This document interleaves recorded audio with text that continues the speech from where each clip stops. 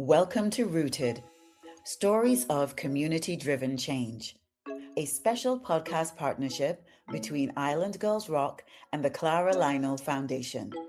We are sitting down with women leaders across the U.S. South and the Caribbean who are leading organizations rooted in culture, community, and purpose. These are the voices reshaping local power structures, uplifting traditions, and proving that the most powerful innovations emerge from deep community roots.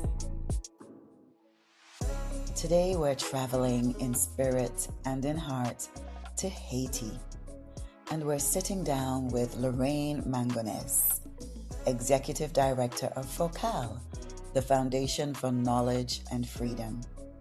For nearly 30 years, FOKAL has been doing the quiet, steadfast work of keeping culture, knowledge, and civic life alive in Haiti. And Lorraine has been at the epicenter of that work since the very beginning. This conversation is one that I have been longing to have, and I'm so happy that we're finally here. Now, let's get into it. Hello, everyone, and welcome back. I am so glad you're here with us for another rooted conversation.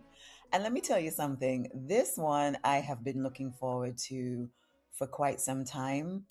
And in the pre-conversation, our guest revealed something that has absolutely blown my mind. And I'm now trying to figure out how to bring this into our conversation because we must speak on it. Anyway, so let me tell you a bit about today. Today, we are traveling in spirit and in heart to Haiti or Haiti, to a country that the world has so often seen through the very narrow lens of crisis, but which holds at its very core a brilliance, a defiance, and a cultural richness that is absolutely, in my mind, unmatched. And we are here today to speak with someone who has spent her life in service of that very truth. Our guest is Lorraine Mangonès, Executive Director of FOKAL, the Open Society Foundations Haiti, one of the most important civil society organizations in the country. FOKAL, which stands for the Foundation for Knowledge and Freedom, and I'm actually going to ask our guest, Lorraine, to say that in Haitian Creole for me because it definitely deserves that. So FOKAL has for nearly 3 decades been a beacon for education, culture, access to information, and civic life in Haiti. Lorraine's journey to this role is as rich and layered as Haiti itself. She studied theater and art history in England and the United States, communications in Canada, and rather than stay abroad, yes, we love this, she returned home after the fall of the dictatorship in 1986, choosing Haiti, choosing her people, choosing the long and necessary work of building something real. She has been with FOKAL since its beginning in 1995, shaping it from the inside.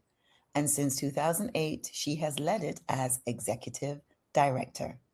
She sits on the boards of, now to my French speaking Caribbean people, please, please go easy on me, okay?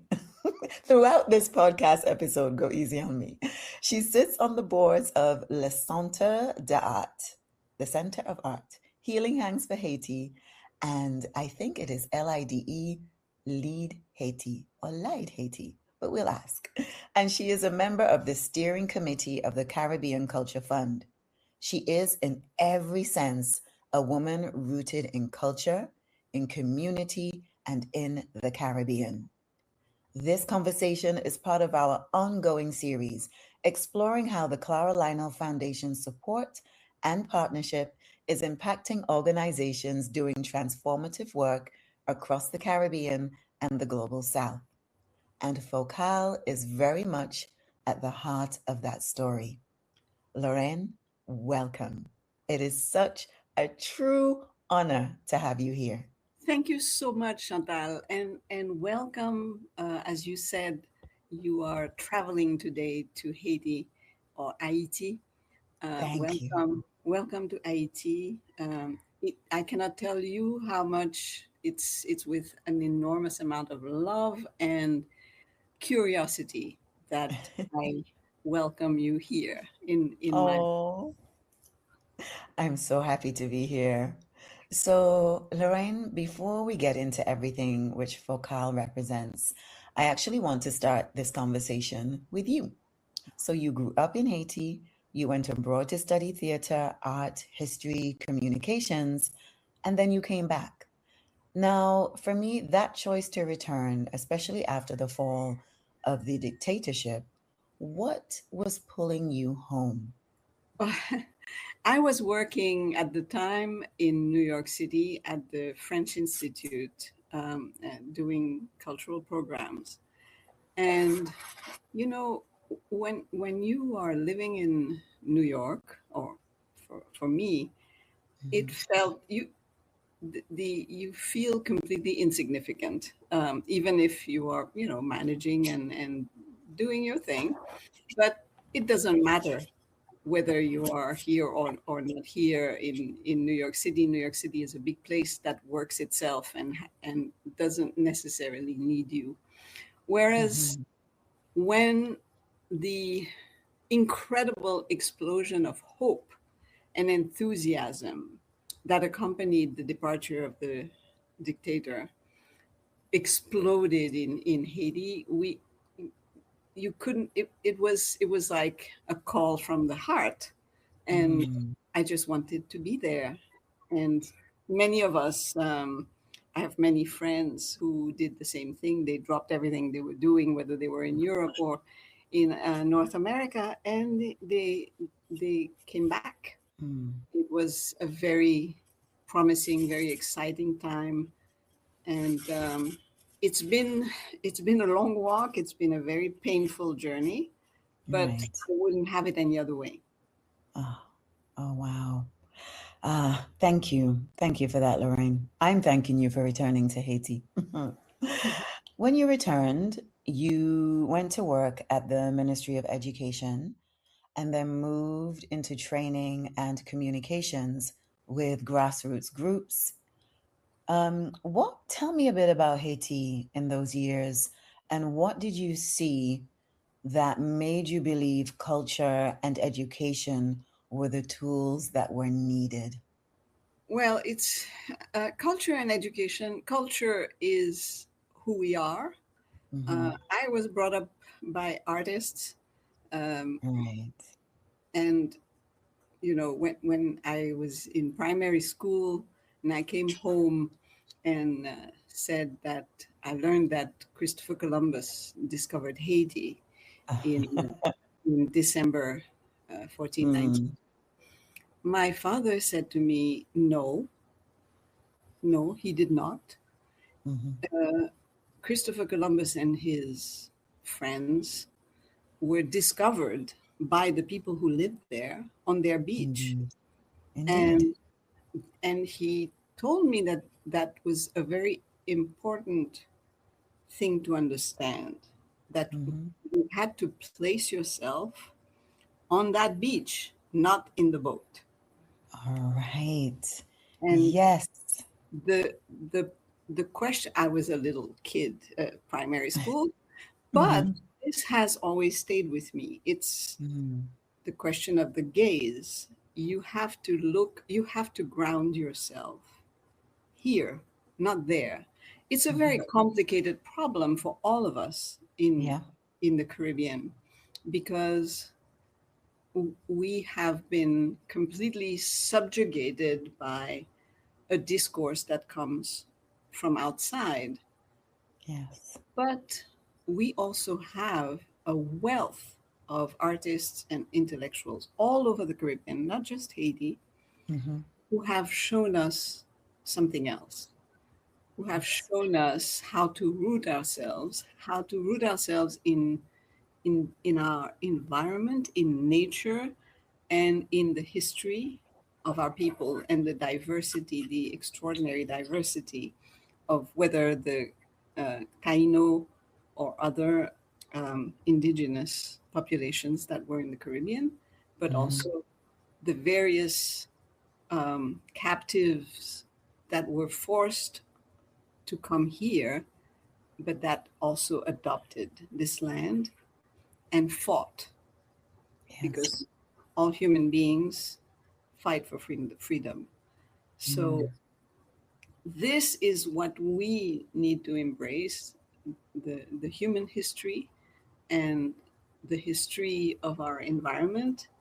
And that is where we root ourselves in order to emancipate. So this I knew for forever. I knew from childhood. Yes. But I think it was very exciting as a young person, in my 20s at the time, to feel the hope, feel the because you see what a dictatorship does is it prevents people from organizing, it prevents all forms of associations, and it prevents circulation. So, there were checkpoints everywhere at the time during the whole 30 years of dictatorship. You couldn't go from one place to another inside Haiti without being checked Hmm. by the army Right. or the militia. And the departure of the dictatorship meant free circulation and free association. Right. And this didn't need any explanation. We didn't need any leaders to come and explain this to us. The whole population of Haiti embraced that freedom and started moving around and also organizing. There were a lot of spontaneous civil society organizations that just emerged, mushroomed everywhere, Yes. um, Organically. Yeah. organically expressing a Hmm. desire to be together, to do things, and to demand um, basic rights. So it was a very exciting moment, very vibrant moment, and also it was a time for the return of the political exiles. So Hmm. we had a lot of intellectuals and Mm. political exiles who were returning to Haiti, people we had heard about, and we were very excited to listen, to meet them, and to listen to them. Yes. Yeah. I So can't even imagine what it must have felt like at that point in your life as a young person to then be able to sit down and, as you said, listen to these artists and intellectuals who had been in exile for so long. How did that feel for you? it was exciting. It was exciting. Mm. It was a moment of great enthusiasm and Mm. open possibilities. Now, unfortunately, problems appeared immediately Okay. because the figure of the dictator had been removed, but the army was still in Right. power.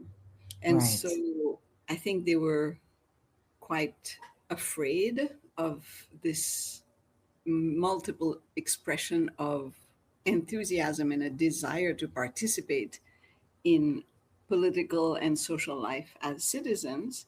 Hmm. And so there were almost immediately repressive actions, Of course. very violent. So Mm. people understood very quickly that it wasn't going to be a simple path towards Right. civic life. Right. And so very rapidly we had huge demonstrations, militant activists disappeared. There was a demand to open the infamous prison that was emblematic of the dictatorship, was called Fort Dimanche, Yes. and that was not accepted. So it that's the way it is throughout the world. you don't walk out of a repressive regime just like that. No, it doesn't change overnight at all. Because as much as the physical army was there, also the ideologies would still remain, right? Oh And yes. the mindsets. So that within itself, there's three different layers that anyone wanting to be a part of changing would have to consider, right? So, my question for you, Lorraine, is then moving through the years and getting to 1995, which was when FOKAL was founded.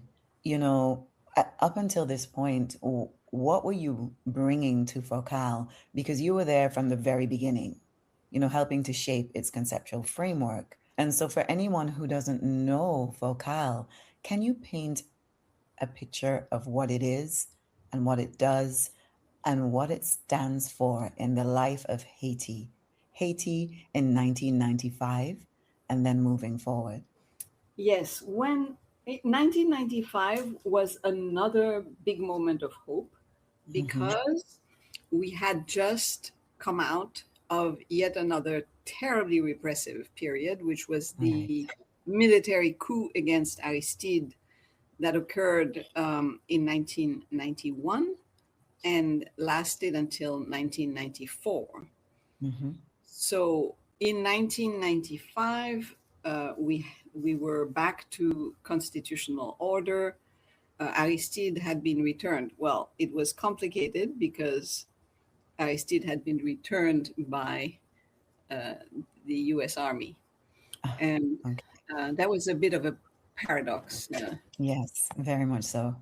But be that as it may, we were back to constitutional order. We were no longer under the military regime, and there was huge hope once again that we were going to be on the road to building our country.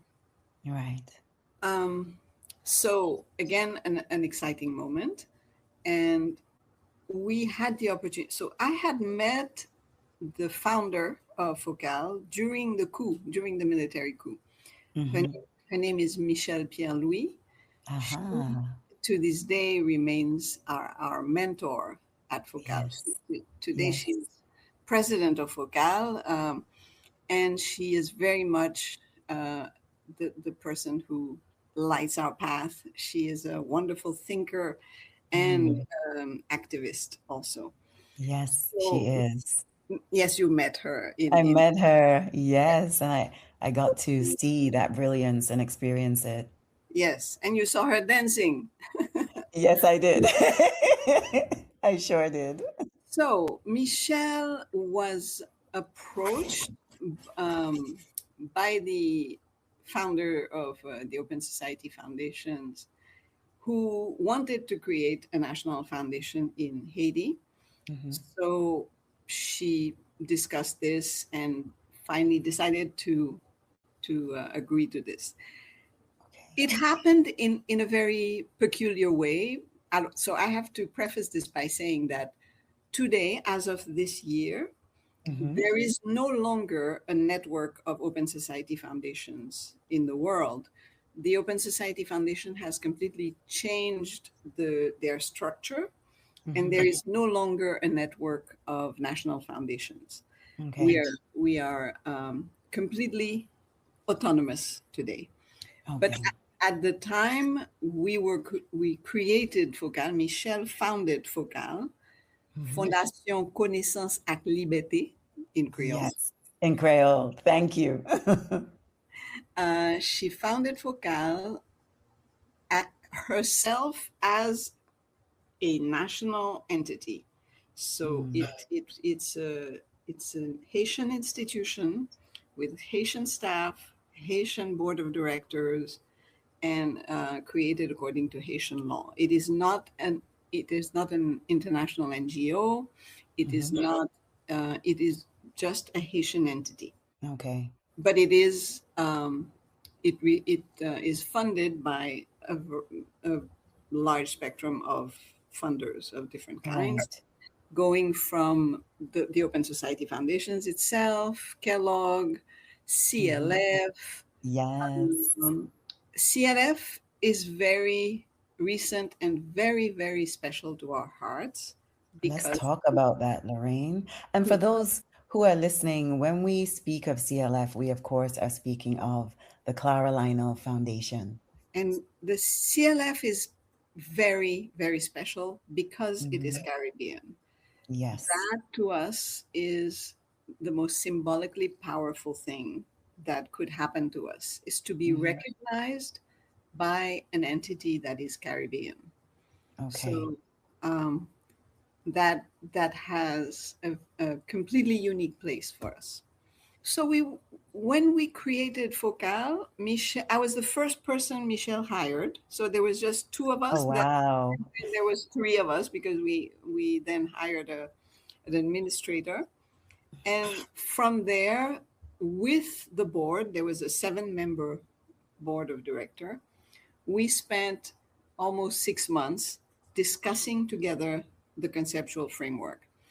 So, what did we come up with? We thought that, again, grounding ourselves in our country was the most important thing. So, we had to be where we were, Mm. not put ourselves in a complicated situation of being both out and in. We felt that it was important to recognize that there were forces of change that were active and wanting to take their destiny into their own hands, but there were also the forces of the status quo. Um, the old ways were very Right. much still in power.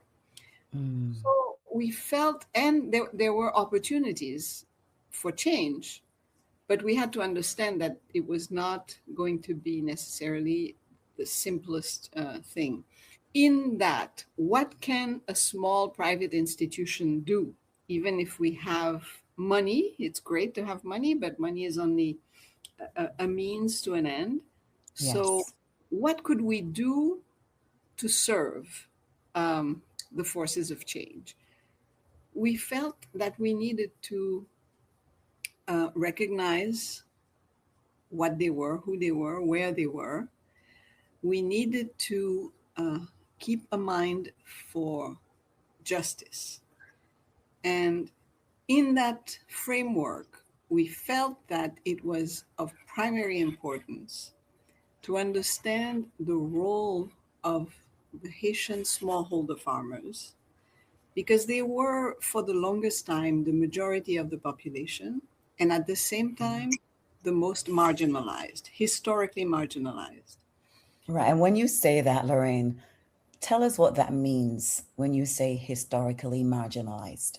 So um, Haiti won its freedom Yes. in 1804. It was Hmm. proclaimed on January 1st, 1804. At the end of a grueling war against what was the one of the biggest superpowers of the time, Napoleon's army. Yes. And the army that defeated Napoleon was an army of former slaves, of people who had been forcibly brought to the island to work as slaves. In 1791, there was an enormous revolt that exploded into an all-out revolutionary war with the famous mythical meeting of Wakaima, which was a Yes. voodoo ceremony that launched the revolt. Yes. So 1791 all the way to 1804, our country is at war with the, the, the French colony Hmm. and is fighting for freedom. So you have all the famous figures of Toussaint Louverture and then Dessalines, Christophe, and Pétion, the famous heroes of independence who are the leaders. But the majority of the fighters were Africans who had only just arrived. They were not born in the colony. Right. Those people, once independence was proclaimed, what was going to happen to them? Um, our rulers, who were military rulers, brilliant, extraordinary heroes, Yes. were faced with an impossibility, which was that we were completely ostracized by the entire world. Because imagine that in 1804, the entire region is under colonial and slavery, the Yes. slavery system. The Atlantic slave trade is still going on, Yes. and even where it is going to the importation of captives is going to be forbidden, there's still going to be slavery on the territories. Yes. So Haiti is the example not to follow. We are completely isolated and we are not recognized as a state. We may have proclaimed ourselves a state, but we're not recognized as such. And this is going to last for a very long time. And France is going to demand Oh, reparations, yes. Oh, which yes. Mm. which is going to be finally agreed upon by well by President Boyer in 1825, and is going to cripple Haiti with debt forever. But But- that's another story. And we The, should come back for that, Lorraine. We the should definitely problem, come back for that. yes, the problem for our rulers as of 1804 was that they needed an economy because they needed to continue to defend the land, because there was the constant haunting fear of the return of the French or of any other colonial power, because we had to face the British also, and of course the Americans. So how do you maintain an economy? Well, the only thing we had were the plantations. And so whether it is Dessalines, Christophe, Pétion, Mm. or all our rulers wanted the former captives. Of course, they were free now, but they still wanted them to return to the plantations to produce the goods that could be sold, and in exchange for purchasing guns, ammunition, and so on. This is the beginning of a complete misunderstanding between the people and their rulers, a Right. problem that lasts to this day. To this day. Hmm. It is what a great Haitian intellectual, Michel Rolf Trouillot, called state against nation. Mm. Okay. So the majority of the people constituting the first Haitians are farmers, because that's the only thing they could do to survive. Right. And because they did not want the plantation system, and this is an extremely important thing to understand about the Haitian people, they never agreed, even under coercion, under the first American occupation of 1915 to 1934, they never accepted the plantation system. They never accepted it. No, they wanted Mhm. to uh, the, the system that exists by fact in Haiti is Mhm. a system of small family owned agricultural production that is commercialized by the people themselves. Yes. So, and that is not the model that is being imposed on us, and even to this day, but it doesn't work. Nobody has managed to subjugate the Haitian the Haitian farmers. Yes. And that's what we love. But that's what we love, They are Lorraine. marginalized. They have no Yeah. status. They are not Yes. respected. They are not considered. Mm-hmm. But at the same time, they are the most productive. The World Bank constantly says that Haiti is on the edge of famine. They've been saying that for 20 years. We should all be dead. It's not true. Haitians are producing the Mm-hmm. food that we eat, Mm-hmm. but it is not uh, accounted for. You see, Right. it is not systematized. It is not understood in that way. I think there are many efforts today Mm-hmm. to understand and to integrate and to recognize this, but it is not an official effort. And to this day, the Haitian state doesn't give any form of recognition to the farmers. Right. Okay. Um, we wanted to recognize that economy because it's also from that economy that our culture emanates. Um, the Haitian music, Haitian Yeah. spirituality, Haitian creativity comes from the rural world. Even if it is expressed in the urban world, it comes from the rural world. Yes. And you And know what, s- Lorraine? yes, You you have painted such a clear picture of what we and the rest of the Caribbean, we, and I don't want to use the word idolize so much, but what we hold in such high regard in the spirit of Haitians, you know? So from the very beginning, the defiance, that beautiful defiant, we will not be enslaved. We will not have the plantation system. And although it is very apparent that Haiti has paid for that defiance, it's paid for its own freedom in so many ways. The admiration that we have, because I can say for you, being here in Nevis, the plantation system is still everywhere. hmm, It is everywhere, even down to the template for our tourism, which is what we primarily depend on to sustain this island. It is modeled on the plantation system.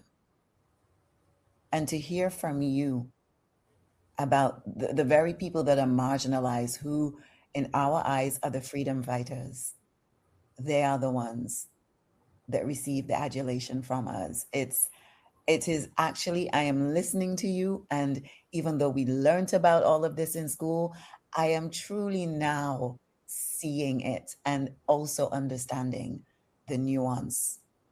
So please, I just had to say that. I just had thank to say you, that. thank Yes. you, and really, um, thank you very, very humbly because I'm only representing this Yes. situation, and uh, I I wish the farmers groups that we work with could Hmm. hear the voice Uh, of other Caribbean people telling them that they are being recognized because yes. I think it's a really tragic.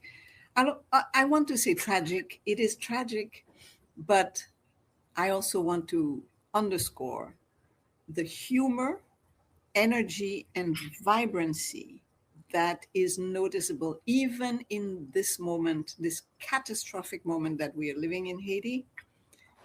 If you come to even Port-au-Prince, that is 80% destroyed, which is Hmm. where I live, you walk in the streets and you will not see a broken people. You will see a people that is fighting to live with humor and energy. It is really a puzzling thing. You wonder where does that come from? How? Right. Right. Where does that energy and that fire, where It does is it an come? indomitable spirit that you have So passed on. I see. I mean, it, but we do not see where we saw the path ahead in Mm-hmm. 1986, where we saw the path ahead in Yes. 1995. Yes. Today we really don't know. We still Okay. see the people, we still feel the energy, Mm-hmm. but we do not see the path ahead. Well, I think it's perhaps a problem that we're being faced with throughout the world. Mm-hmm. The Yes. dominant systems are in crisis, and consequently, the dominated small countries, small island states are, of course, suffering, but perhaps there is another subtle understanding that we need to develop together about resistance and about um, subversion and about developing Yes. alternatives, sometimes without making too much noise about it. Yes. Yes, Lorraine. But and I feel that that is where we are now.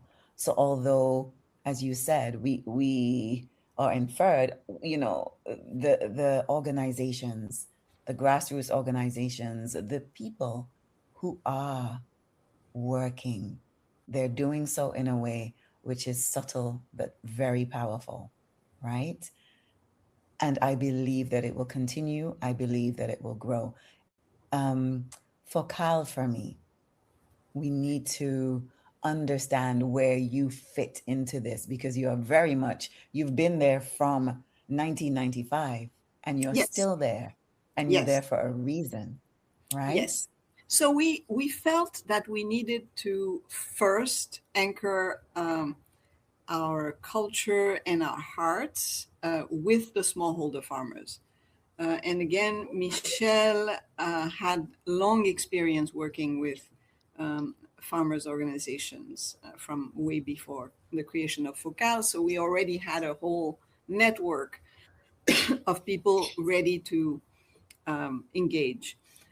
We also felt that we needed to recognize all the small or the big and small efforts to build a positive and free society. Mm. So we looked for what Michel has called the pockets of hope that Kellogg has adopted in their campaign. So the term comes from Michelle. She said, "Okay, Aha. we need to look for the pockets of hope and nurture." Okay.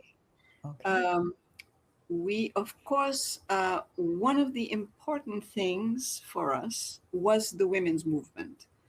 The Haitian feminist movement began in around 1929 during the American occupation Mm-hmm. because there were a lot of um, cases of sexual abuse by the Marines, and a group of Haitian women professionals, several of them were doctors, decided to take this on and to fight it. Right. From that beginning activism, the Haitian feminist movement was born. Okay. And to this day, the feminist organizations see themselves as the descendants of those first pioneers. I can send you later. There's a very good book written about the movement. Please do. I will send you the reference. Thank you. And so we felt that we also wanted to anchor ourselves in the Haitian feminist movement. You have to understand that Haiti has the reputation of being what they say the Republic of NGOs. Lots of Right. lots of international NGOs with all sorts of agendas, some of them good or bad, but contradictory. And there is no organizing factor. The Haitian government does not really regulate that much. And so Mm. there are hundreds of NGOs and charities and churches and all that. And the objectives get blurred. We don't want to be stupidly nationalistic. That's not the objective, but we support Haitian organizations. We support the Haitian feminist movement. We do not have anything against the UN or whatever, but it is Mhm. not our focus. That's not our problem. It's not, these are not um, our partners and allies. We, Right. we take our cues from the Haitian led organizations. Okay. So the Haitian feminist movement is very important to us from the beginning, from the creation of FOKAL. And similarly, there is human rights movement that is very much connected to the feminist movement, but that is has its own history, and we support them. We support the Haitian Human Rights Organization. So those two, because we feel that in terms of the philosophy, the thinking, the demands for the construction of a serious, healthy society, they Mm. are very important. Their knowledge, their struggles are important, and we take our cues from them. Right. I like that. Then there is the whole issue of education. Of Hmm. course, there is no change anywhere without education. Education is where we prepare our future generations. Yes. Now, Haiti has yet another problem there that is historical.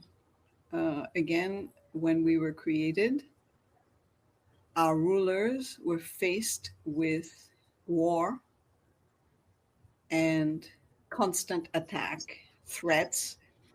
And so they didn't think about the social aspect.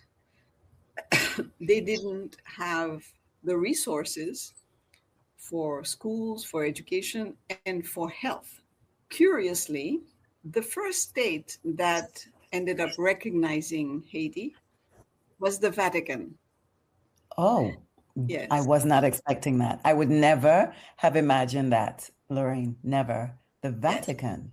The Vatican recognized Haiti. Well, you know, Uh-huh. the Catholic Church is mixed up in Right. just about all political history in the world. And so, of course, Fair enough.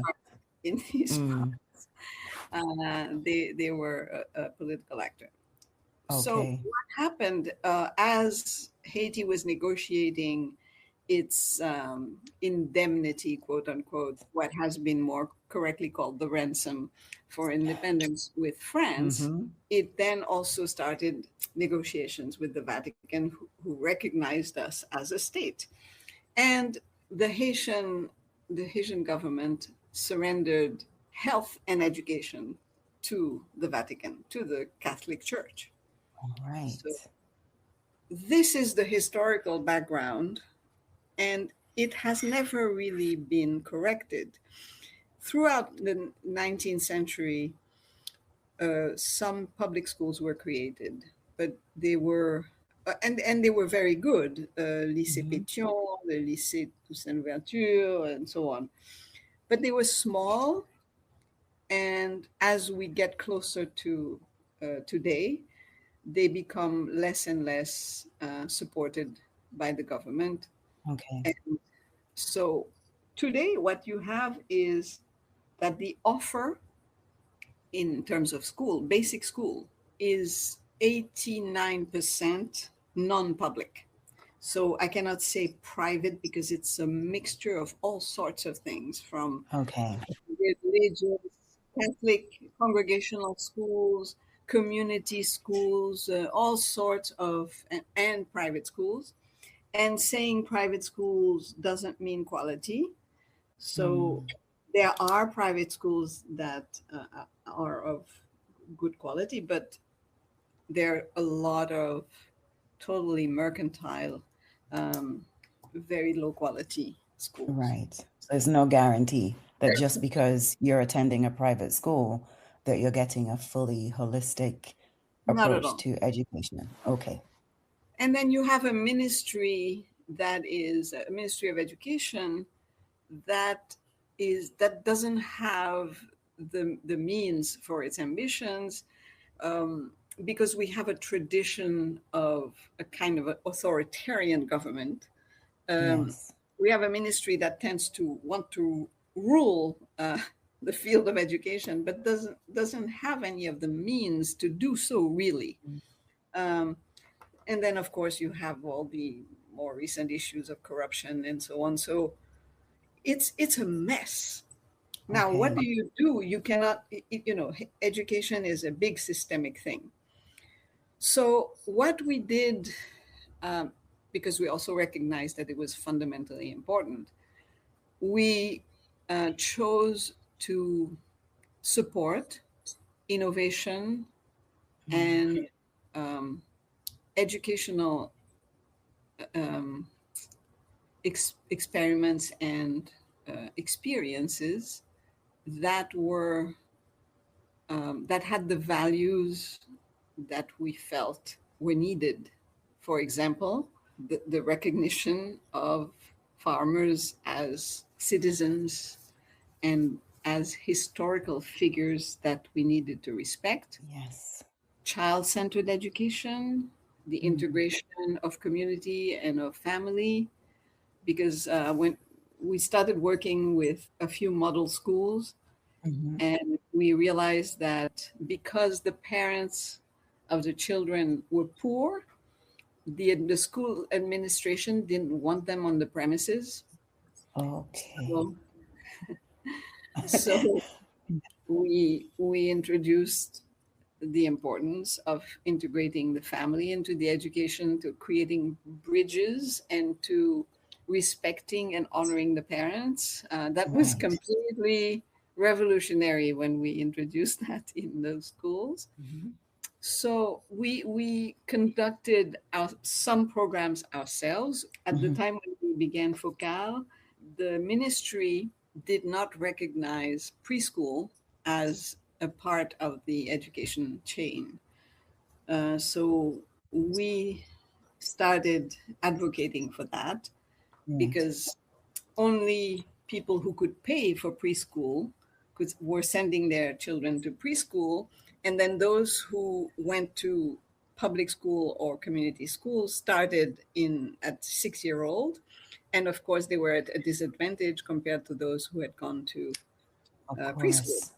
Of course. So again, we made demonstration programs in the rural areas, and showed the importance of preschool in transforming the school itself and also the community and so on. Right. And we also we tried to intervene in the entire chain of education. So we also supported innovative programs at university. We created a scholarship for excellence program for students to study at university in Haiti, because obviously when kids go to university abroad, they don't come back. Yes. um, That Particularly. is a problem. It is a problem I feel for most of the region, most of the Caribbean, where we have, people who are given opportunities, wonderful opportunities. And of course, our Caribbean students are brilliant, right? Yes. And yeah, they get opportunities there that perhaps they don't feel are available to them back home. So obviously the choice is to stay. So how does that change? So the choice is to stay, but it's also because you're leaving a country that you don't know. So Mm. how could you choose Haiti if you don't know Haiti? No Haiti. Right. So we really try Hmm. to encourage all the experiences that value Haiti and that Hmm. value the understanding and the knowledge of Haiti, whether scientifically, so environmental studies, but also history. There is no program. You cannot earn a degree in Haitian history in Haiti. So that's Okay. I'm sorry. You're gonna have to repeat that for me, Lorraine. So There you is cannot. no such thing. There's no such thing as a Hmm. degree in Haitian history or in history in Haiti. In Haiti. So here is the historical country par excellence, Absolutely. and then you cannot learn your own history in Haiti. Okay. I'm just letting that sink in for everyone that's listening. Yes, all our problems are illustrated structurally. Yes. We need to create and to encourage our scholars to create a university that is studying Haiti for with and for Haitians.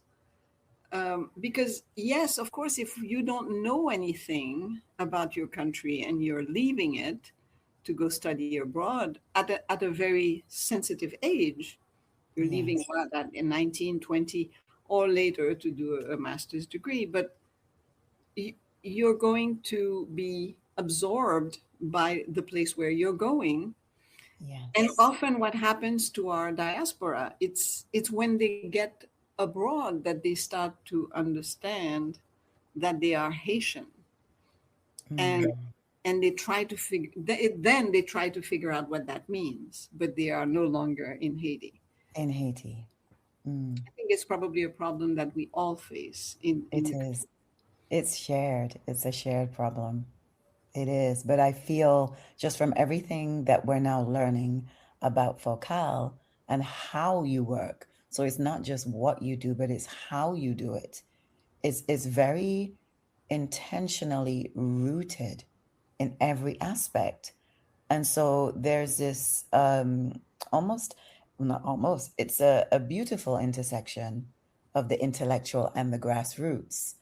Um, how do you hold all of that together? What is the thread that connects all of Focal's work?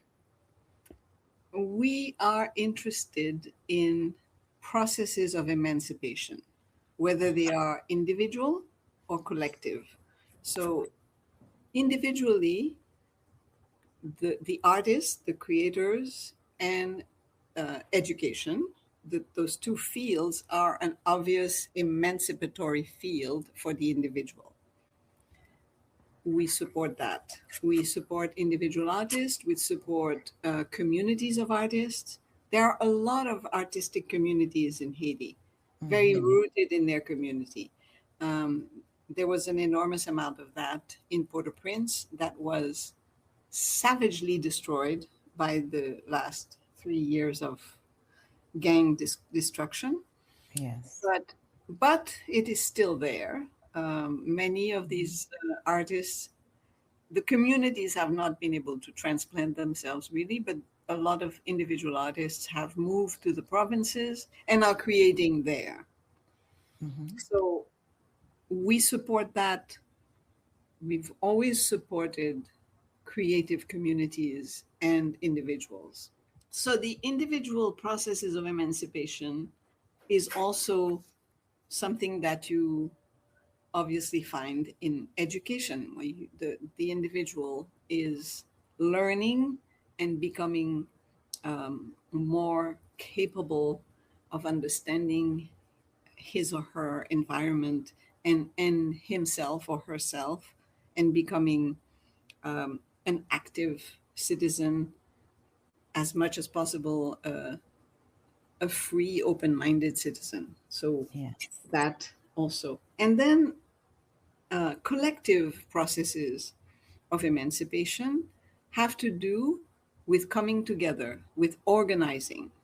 So there you have movements, collectives, advocacy. This is our the simple way of understanding the multiplicity of things we do. Mm. The other thing about I think you pointed it out. It's not so much what we do; it's how we do it.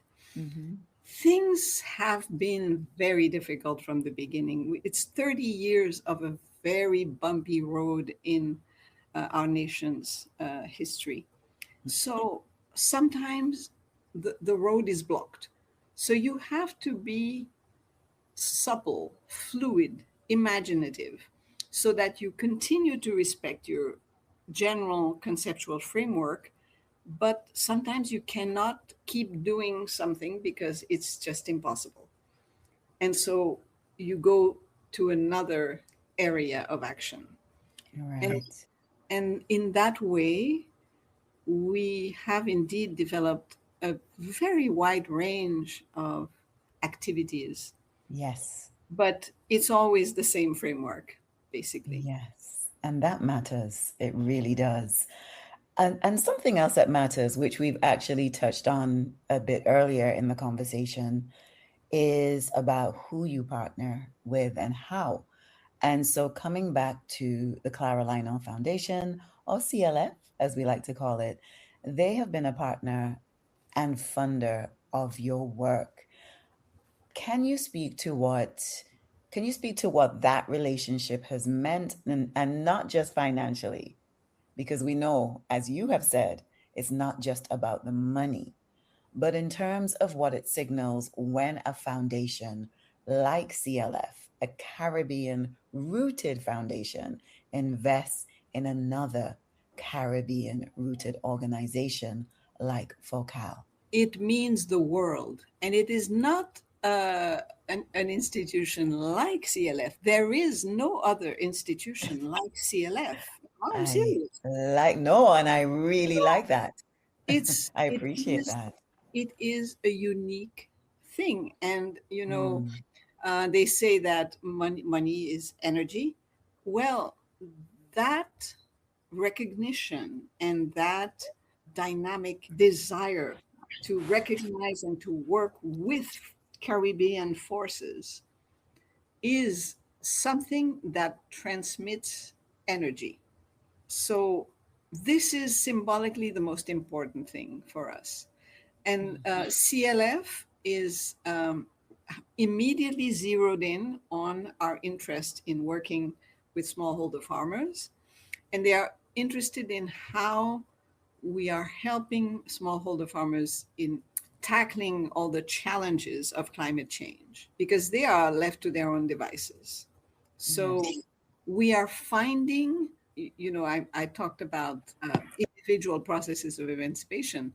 We know a few individuals who have developed extraordinary capacity to learn from other Caribbean countries. So I have Mm, a remarkable agronomist called Itzon Lubin who went okay. to study in Cuba, and he now works all over Haiti teaching small communities, farmers organizations, school children, families, how to better adapt to the various issues posed by climate change. So Mhm. the droughts and the you know unpredictable rainy seasons, the hurricanes, and so on. And he is doing a fantastic job. We are helping him now, thanks to the CLF support. We are helping him connect with more communities to transmit these techniques, very basic homegrown techniques to better protect the land, better protect the animals, better protect the work of farmers. Yes.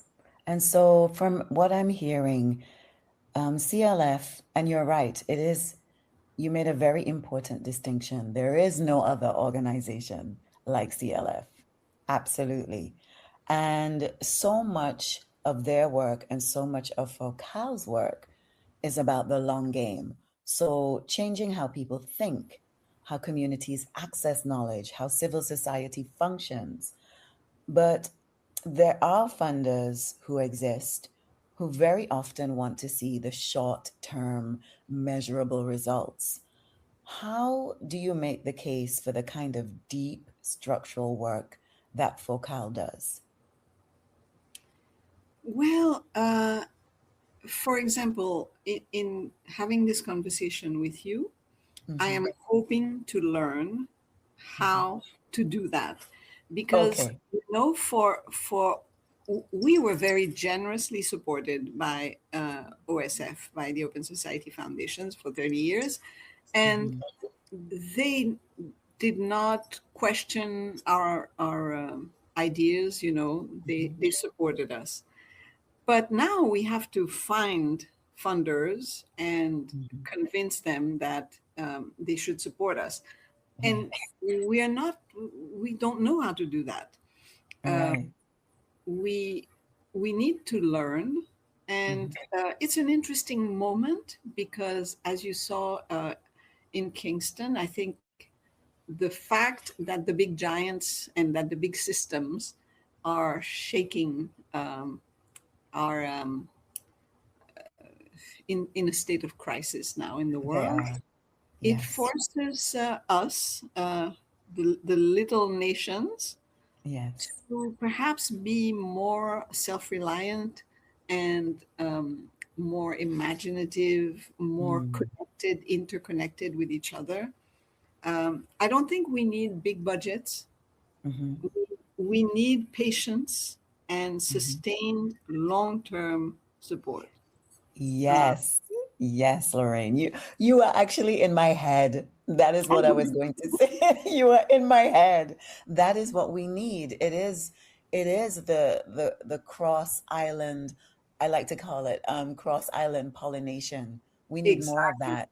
We need to be having these conversations, sorry, and speaking and looking at systems and sustainable solutions. How do we do it in addition to funding? Because we need funding. Yes. There's movement that financial resources allows, right? For me to get to Haiti to work with FOKAL, and for FOKAL, for instance, to come to Nevis and work with Island Girls Rock, or go to St. Kitts and work with Girls Illuminated, that needs money, right? Yes. But Yes. then what we do with that, so that we can generate resources, so that we can continue these relationships, so that these relationships are things that are built for the long term and not just for a project, you know? Absolutely. Absolutely. That is, and I feel, as I feel that you do, that that is down to us. It is. It is. And we, yes, we need to, instead of competition, we need to Hmm. develop collaboration, Yes. realistic, intuitive, and smart, Yes. discerning. This is. Mm. I read a post from somebody in Turkey who who said that the word for her this year was discernment. And discernment is very interesting because it is really in the details. How do you pick the the smartest thing to do right here at this particular time, and how do you connect it to other pieces? I like that. And Lorraine, you also sit on the steering committee of the Caribbean Culture Fund, which, I only started to learn about their work perhaps 2 years ago, perhaps, I think. But it's a very recent It's very organization. recent, right? Okay. So I think maybe even, yeah, around 2 years ago. But it also puts you in a position, as we have just discussed, to think regionally about how cultural organizations are supported. And within the world of grassroots organizations and nonprofits, there is this conversation that comes up, and which we engaged in. We were recently in Kingston together for the Caribbean convening of women, indigenous people, grassroots organizations, and youth, put on by the United Nations Population Fund, the Equality Fund, and it was part of a broader week which was hosted by, is it the Caribbean Philanthropic Organization? I think. Alliance, Yes, Caribbean. Alliance. Yes, that's it. So many names to remember, Lorraine, I tell you. Yes, yes. But this is, this conversation around project funding versus core funding, which is something that, I'll be completely honest, I hadn't really thought about. Of course, I knew of the existence of core funding, but I think almost I didn't feel that it was something that, Island Girls Rock could attain, because everything always seemed so complicated. So even for us to get project funding, sometimes it's like, do you want my DNA as well? Like, what else do I need to give to you? I know. So so where do you stand on that? And what do you think organizations in Haiti, in the Caribbean, and in the global South actually need from funders right now? And I say right now because we are in a time where, quite frankly, the world seems, and it is literally and metaphorically on fire because the ruling class parties, those who have been ruling, it's crumbling. And when something is crumbling, as you've also mentioned earlier in this conversation, those that have been disadvantaged, those that are deemed as disadvantaged because we are smaller island states or, you know, perceived to be that way, but we also feel that impact. And there can be moments where you think, you know what? I'm just going to walk away from this because it's too much.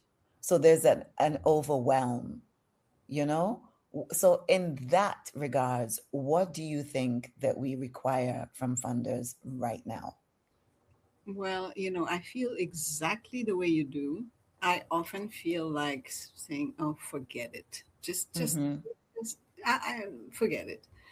But at the same time, I have a responsibility for not just the whole staff who are wonderful people, and I'm sure that if FOKAL shut down tomorrow morning, they will find jobs. But we have a whole network of, a whole ecosystem that we have nurtured and that are counting on us, particularly because things are becoming more and more difficult. Mm-hmm. So I feel conflicted often Mm. dealing with funders that are asking you, as you say, you don't know, do you want my blood? Do you want what is it that you want? They make you get into these little squares, and um, anyway, it's really bizarre. It But at is. the same time, I don't know the funding landscape that well, and I Mm. need Mm. so I think we need more than anything else before what we want funders to give us. We Mm-hmm. need to develop our own secret society Yes. of knowledge. We need to better understand the landscape. That is one of the things that Kelly is trying to do with the Caribbean Culture Fund. Even if Yes. we don't have the money ourselves at the Caribbean Culture Fund, we need to know where the money is for different things that have to do with culture so that we can orient our constituency. Mm. Okay, go get that funding, go get this one is free. Right. You can do Right. it. So that would help to have our own secret organizations and our own ways of mapping the field. What OSF did for FOKAL is Mm-hmm. something that we in the Caribbean need today. But this is no longer what OSF does. So Mm-hmm. it's not them that we need. It's something like that. That is funders that have respect and trust. You know what do you need from a grantee? You Mm. need you need um, you need the grantee to account for every penny that they have spent. Right. So at our end, what we owe the funders is good management, Mm-hmm. good, well organized, sound management. This is something I know that at FOKAL we have built. Wonderful. We can report to any funder, whether it is government, multilateral, private. We know how to do that. And Mm-hmm. that aspect, I think we need all of us to share. And when you have, for example, I sit on the board of Lide. Lide Yeah. is a small organization that works with young women in two different areas of Haiti who are very much disadvantaged, being from very poor families and being girls. They are not the ones that the family chooses to go to school, and Right. they are abused and so on. So it's an arts program for girls, and it is bringing them back to education and self-confidence through creativity. Okay. So, but Lide is a small organization. Right. Maybe they have, because some of the board is living in California and knows people in Hollywood and so on. Hmm. Maybe they can use FOKAL as a fiscal agent, Yes. Okay. because FOKAL doesn't know those big people with big pockets, but we can account for them if they want to fund Lide through us. Yes. Okay. We could do that. But Mm. all of these, and this is maybe one system, but to do that, we need to develop trust between ourselves. We need to develop our own connections, and Mm. CLF is another example. Maybe CLF can be funded for Island Girls Rock. Um, Right. Maybe you see what I mean. There are I ways do. of I do. supporting one another. In Haiti, funders demand audits from their Hmm. grantees. Yes. An audit in Haiti costs easily 15 to $20,000 US dollars. What? So who has that money? Not any grassroots organizations that I know. No, and we also we need that money. We don't have it. exactly, and how are you going to get all the ridiculous piece paperwork and things that an audit is going to require? Yes, So that part. Hmm. it happened to us that a group of grassroots women's organizations came to us and said, look, there is an envelope of money at the World Bank for grassroots organizations. We want FOCAL to go get it for us. Go get it. Yes. You get the money, you pay for the audit, and then you give us whatever's left so that we do our thing. And So we we can do the managed it. work. We Hmm. actually did it.